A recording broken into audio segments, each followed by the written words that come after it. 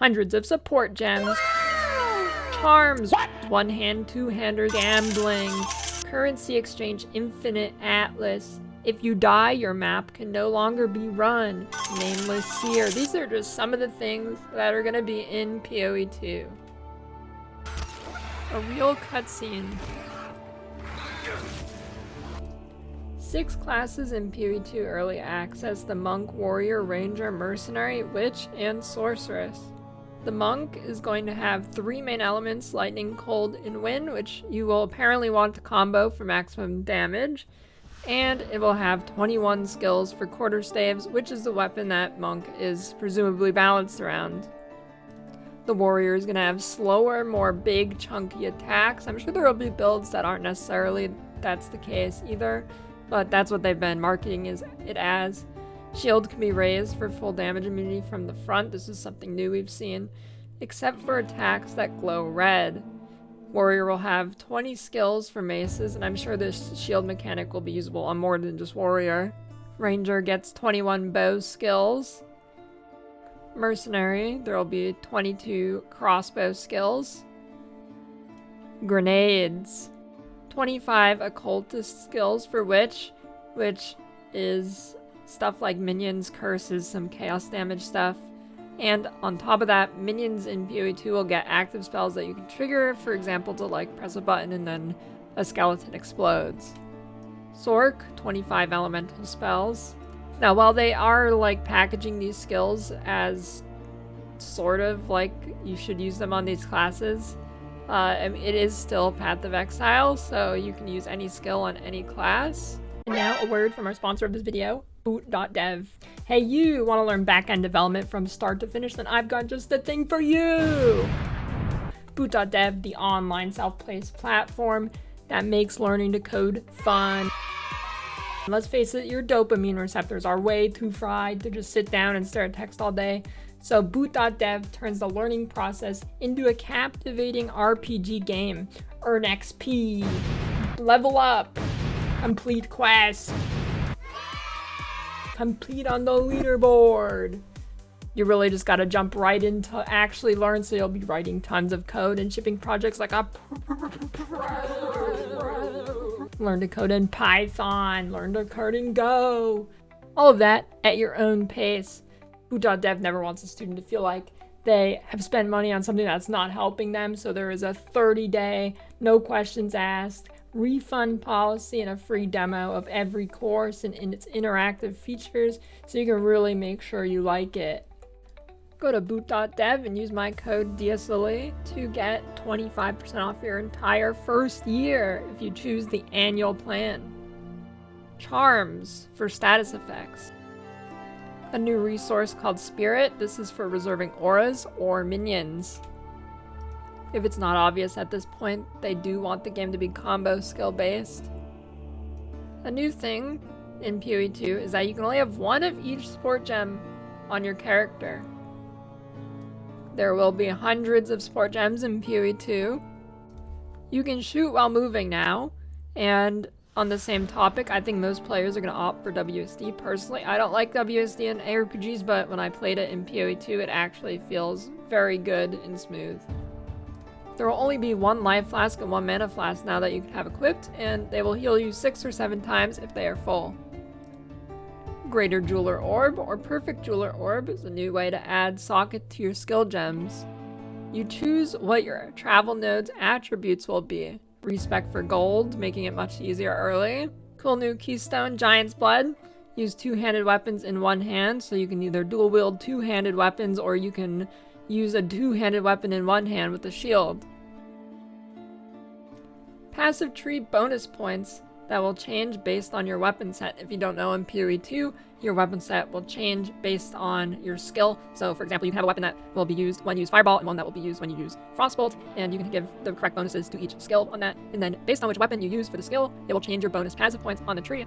If you don't want to do that with the weapon changing thing, it will just be extra points you can put into your tree as wanted. Lots of permanent boosts from bosses around the campaign. Personally, I'm a little worried about this if you have to do it on every character, because there's hundreds of bosses. There is still normal magic rare and unique item qualities.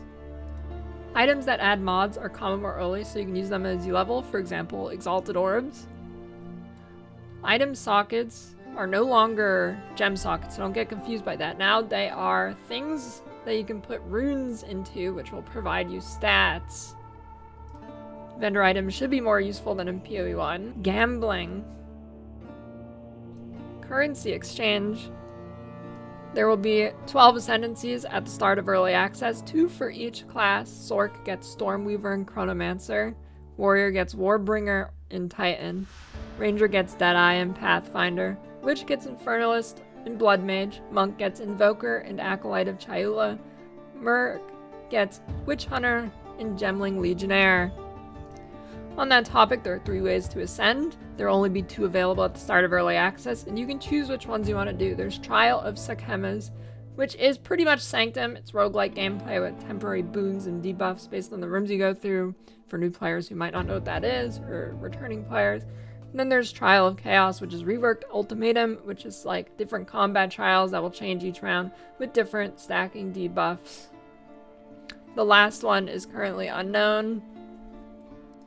Act 1 through 3 is expected to take 25 hours or so for new players.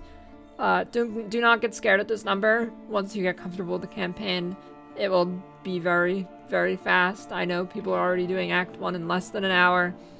Mark said he did Act 3 in 5 hours. I'm sure the players will do it even faster very quickly.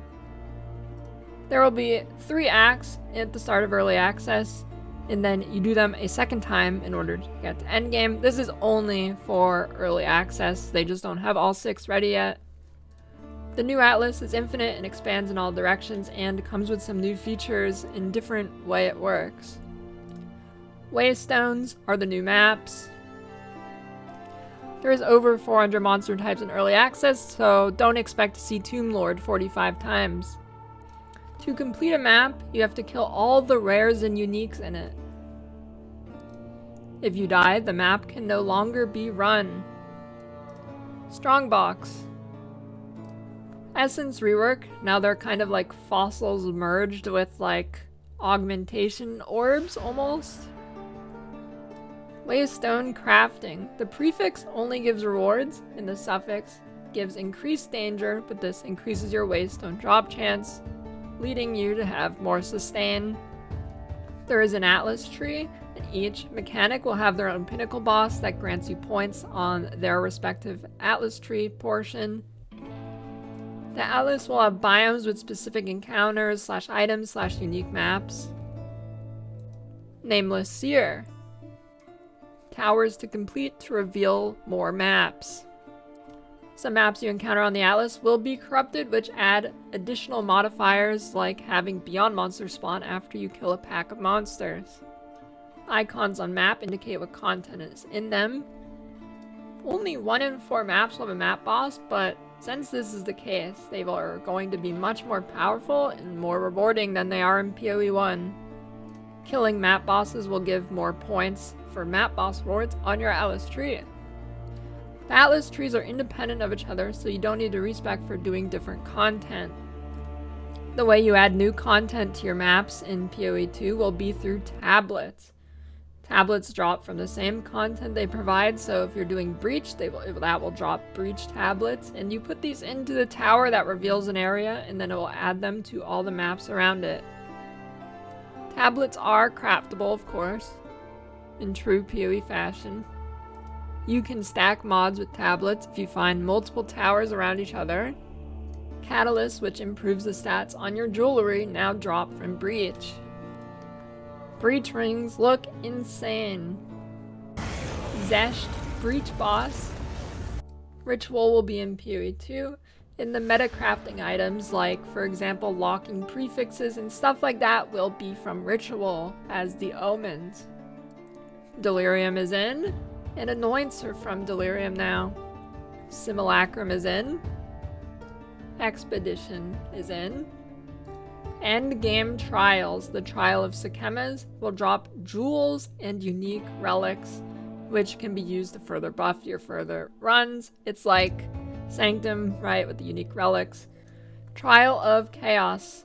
There's 10 chambers with 3 bosses, and the big thing to farm here is soul cores, which seem to be really OP items that you will socket into your gear that provide great stats. New Vol Orb effects. There is a main pinnacle boss in the endgame, and it will require 3 keys to enter. Each key is gotten by killing Uber Act bosses in maps that you can find from different factions, and then each Uber Act boss from those factions is guarded by 2 lieutenants that you will have to kill prior to accessing that main Uber boss.